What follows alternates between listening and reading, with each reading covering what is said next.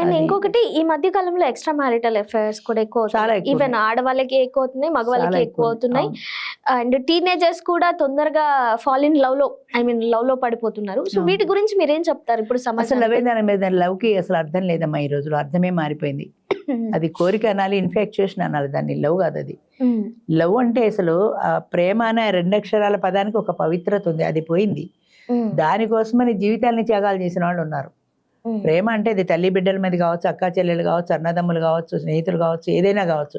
ఇప్పుడు లవ్ అంటే భార్యాభర్తలకి సంబంధించి ప్రేయసి ప్రియులకి మాత్రమే లవ్. ఏం లవ్ అది? నువ్వు పెళ్లి చేసుకునే దాకా ప్రేమిస్తావు, నువ్వే నా జీవితం అంటావు, ఆ తర్వాత నీకు ఏదో మంచి సంబంధం మంచి ప్యాకేజ్ వస్తే వెళ్ళిపోతావు. మరి ఇది లవ్? అది ఎలా వెళ్ళిపోగలిగావు? వాడు పచ్చడి మెతుకులు పెట్టినా సరే నాకు అక్కడే గుడిసెలోనే ఉంటాను ఎందుకల్లా ప్రేమించుకుంటారు. వయస్సు, కేడరు, అందము, ప్యాకేజీ, వాడు నన్ను బాగా సుఖపెట్టగలడా, నాకు డబ్బులు బాగా ఖర్చు పెట్టగలడా అని అనుకొని అలాంటి వాడిని చూసి ప్రేమిస్తున్నారు. అది ప్రేమ? అది లవ్ ఎట్ ఫస్ట్ సైట్ అంటారు. వాడిని చూడగానే ప్రేమ పుట్టట్లా, ఇవన్నీ బాగుంటే అప్పుడు ప్రేమ పుడుతుంది. అది ప్రేమ ఎలా అవుతుంది? అది ప్రేమ కాదు కదా, అది ప్రేమే కాదు. అంచేత ప్రేమ అనే దానికి ఈ రోజుల్లో అసలు డెఫినేషన్ లేదు చెప్పాలంటే.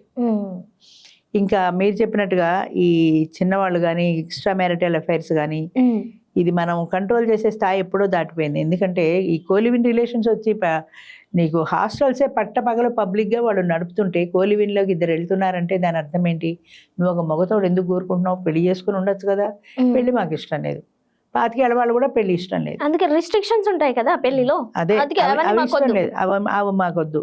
మేము ఇలా ఉన్నప్పుడు ఏంటంటే ఆయన ఇంకో బాయ్ ఫ్రెండ్ని చూసుకుంటాడని ఈమెకి భయం ఉంటుంది, ఈవిడ ఇంకో గర్ల్ ఫ్రెండ్ని చూసుకుంటుందని ఆయనకి భయం ఉంటుంది. అంచేత ఆ భయాల మధ్యన ఇద్దరు కలిసి టెంపరీగా ఉంటున్నారు.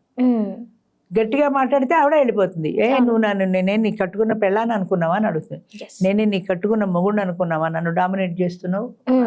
అంచేత ఎవరినెవరు డామినేట్ చేసుకోకుండా ఫ్రెండ్షిప్లోనే ఇద్దరు ఎవరి హద్దుల్లో వాళ్ళు ఉంటూ డేటింగ్ చేసుకుంటూ ఉంటే అది కోలివిన్. అప్పుడప్పుడు కలుస్తుంటారు, వద్దనుకుంటే ఎవరి రూమ్లో వాళ్ళు పడుకుంటారు.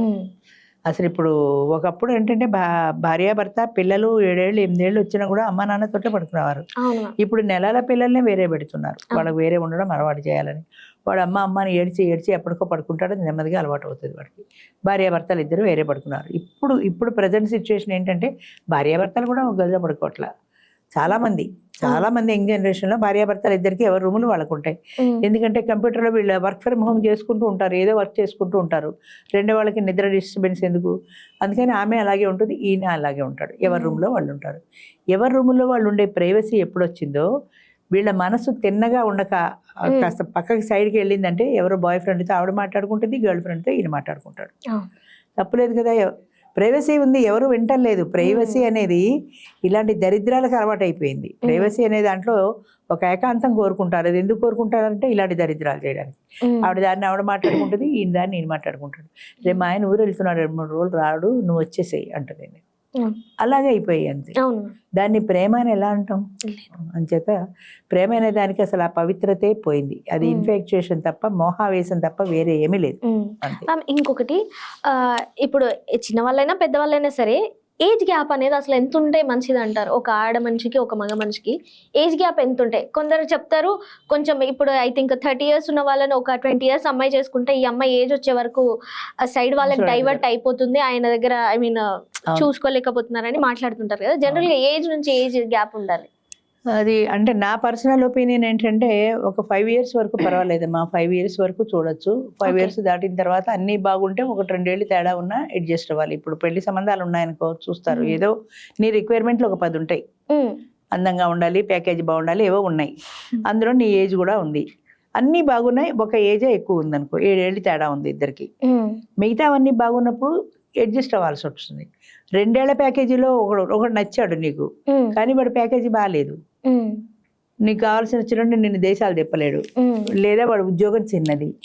మరి 2 ఏళ్ల గ్యాప్ బాగానే ఉంది, కానీ మిగతా రిక్వైర్మెంట్లు లేవు కదా. అంచేత అన్ని రిక్వైర్మెంట్లు బాగున్నప్పుడు మరీ 10 ఏళ్ళు 15 ఏళ్ళు గ్యాప్ అంటే ఈ రోజుల్లో కుదరదు. ఒక 5 నామినల్, ఒక ఏడాది అటు ఇటుగా చూసుకున్నా పర్వాలేదు నా ఉద్దేశంలో.